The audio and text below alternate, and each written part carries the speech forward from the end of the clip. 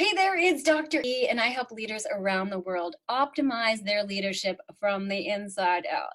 From the inside out. Remember, everything that happens out here is impacted by what goes on up here. And today, what I want to talk about, you may be home with family for a very long time, and I want to talk about a really fun strategy of how you can optimize those relationships. And it has to do with speaking perhaps a new language. No, I'm not suggesting that you learn French or Italian or Russian or anything like that. I'm talking about love languages. Now, when I say love languages, I don't mean in like passion kind of language. I'm talking about each and every one of us has a way, a language that we speak and that we hear love, right? We speak and hear love in a certain language. And there are 5 love languages. This is not something that I created, but it's something that I help my clients with in the workplace and in their personal lives because it's really powerful. So let's go over the 5 different love languages. 1, acts of service. This is my love language.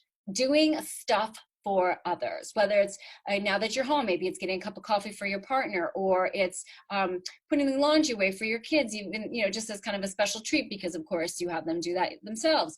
Doing things for other people, especially without being asked. Acts of service, very key. Second love language is words of affirmation. Good job. I'm really proud of you. You're doing really well.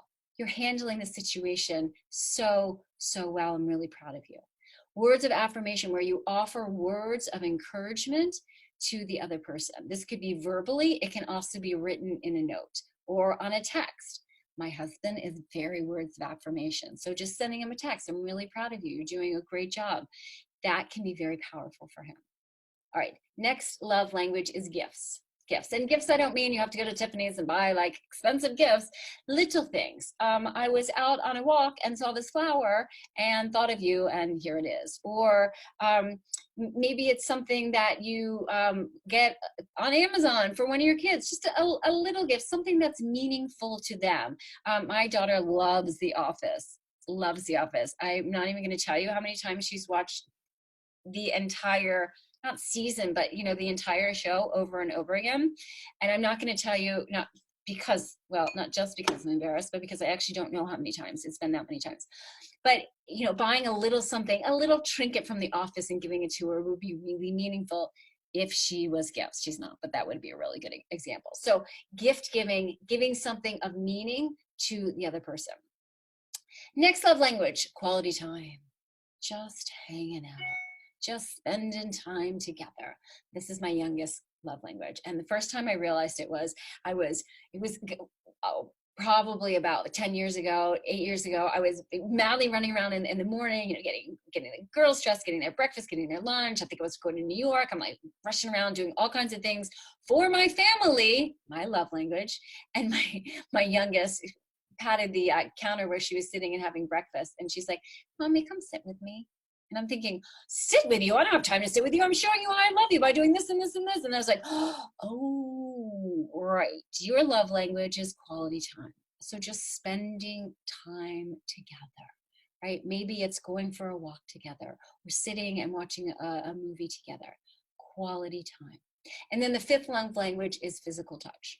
Okay. And depending on, what's going on right now, some families are still touching and some are not. So, but thinking about physical touch, that may be holding hands or rubbing someone's back or that kind of thing.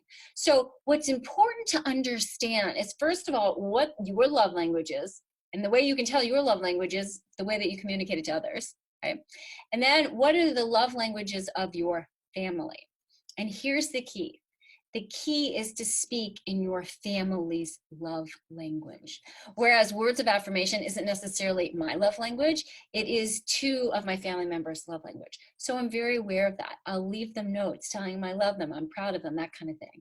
Speak in your family's love language, in your family members' love language, so that they can feel more loved, they can feel more connected. And what that's going to do is kind of feel that emotional bank account, if you will, which is especially important during these difficult times. Now, just so you know, these same love languages work in the workplace, except the physical touch one. We don't do that one, but they also work in the workplace. And so when we get out of quarantine, we can have a discussion about that. But look at what's your love language, what your family members' love language is, and then look for opportunities every day just to do at least, just to communicate in at least one way in their love language. When you do, you will have a much happier household that will help you get through this crazy time.